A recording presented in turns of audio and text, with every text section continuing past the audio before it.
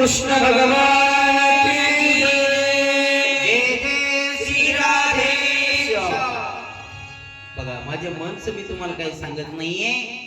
जे त्या ठिकाणी नारद महर्षी आपलं म्हणणं व्यक्त करतायत तेच मग कबीरदास म्हणतात.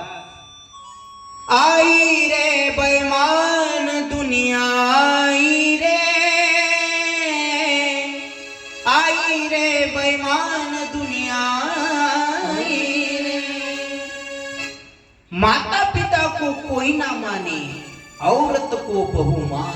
बघा आई वडिलांना कोणी मानत नाहीये.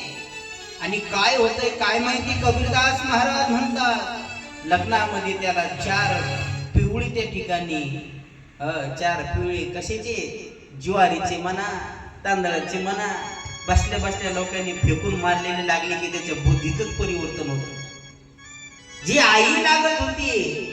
आता हा खूप सगळ्यांच्या अनुभवाचा विषय मला इथून मानायचा नाही. तुम्हाला पटला, ज्याला पटला त्याने माना हलवल्या. गोपाल कृष्ण आधी आई लागत होती पण पत्नी आल्यानंतर त्या ठिकाणी आईचा विसर पडला. काय बुद्धीमध्ये बदल होतो काही सांगता येत नाही बाबा. मग आई वडिलांना मान नाहीये. अहो साधू संताला कोणी मानायला तयार नाहीये. या कलियुगाचं वर्णन सांगत असते. म्हणतात एखादा जर साधू खरं निष्ठावंत साधू असेल, त्याने जर भगवा वेश धारण करून निष्ठेने जर भक्ती करत असेल तर कलियुगाचे लोक म्हणायला अरे हा कसला साधू आहे, हा पाखंडी आहे. म्हणले कशाचा महाराज आलाय. म्हणले महाराज लोकाचा कीर्तना कथेच्या माध्यमातून धंदा चालू आहे. म्हणले गोपाल कृष्ण भगवान की जय. ही कलियुगाच्या लोकांची वृत्ती आहे.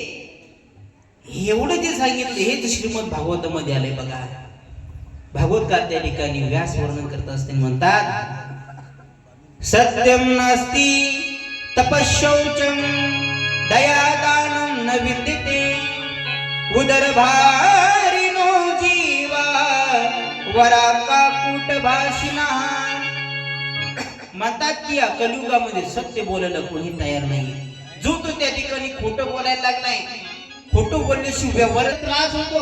खोटं बोलल्यानंतर त्याचं ढकून जातं. पण लक्षात ठेवा खोटं जास्त दिवस चालत नाही बरं का.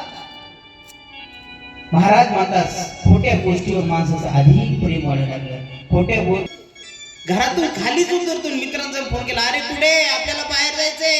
अरे ते म्हणतो मी आज बाहेर गावला गेलो. बाहेर गाव नसते गेलेले घरीच असते. खोटं बोलणं अतिशय आणि खोटं बोलण्यामुळे माणसाला दुःखही सहन करावं लागतं. लक्षात ठेवा.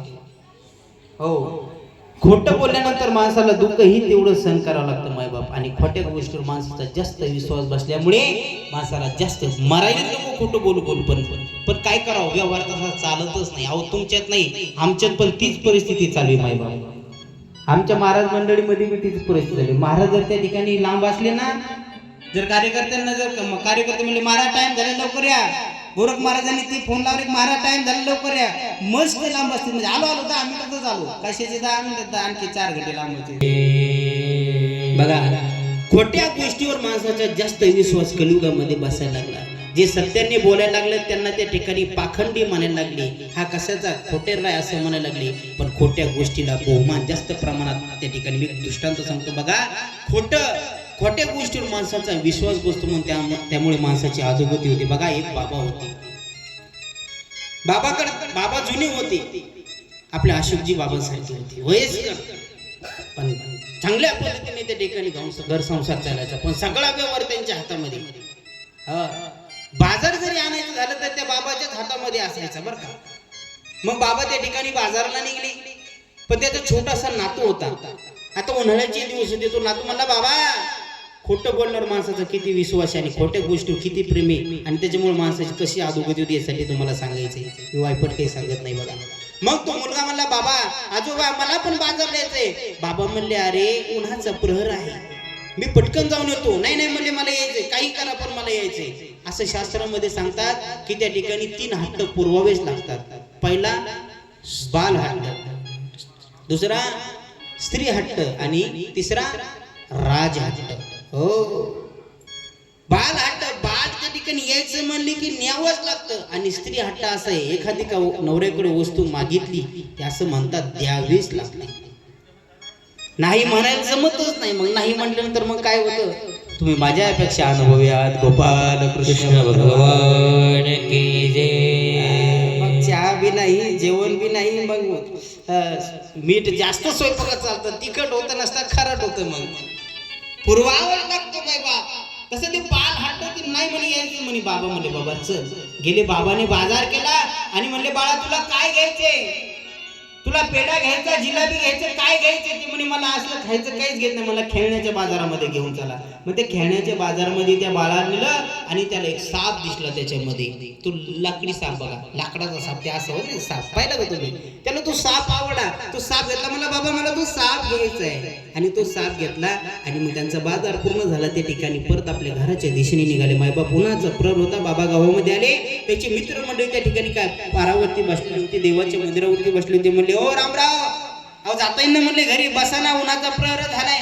बाबा त्या ठिकाणी बसले आणि तो मुलगा, ते छोटंसं बाळ त्या ठिकाणी घरी आलं.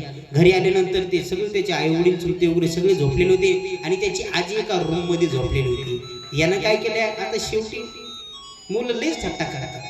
त्याने ते त्याच्या आणलेला हातातला साप, ती आजी झोपली, त्या आजीच्या छातीवर नेऊन ठेवला आणि खिडकीपाशी थांबलं. त्याला वाटलं आता आजीची आपण मज्जा करावी.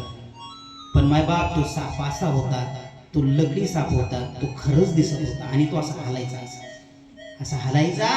तो तसा आजीच्या छातीवरती, आजीच्या पोटावरती तो साप ठेवल्यानंतर आजीला असं वळ वळ वळ लागलं.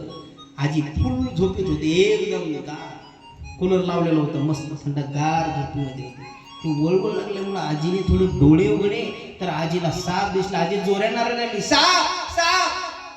आजी त्या ठिकाणी जोऱ्यानं आरडायला लागली. 3 मुलं होते मायबाप, तेही झोपलेलेच होते उन्हाच्या प्रहरामध्ये.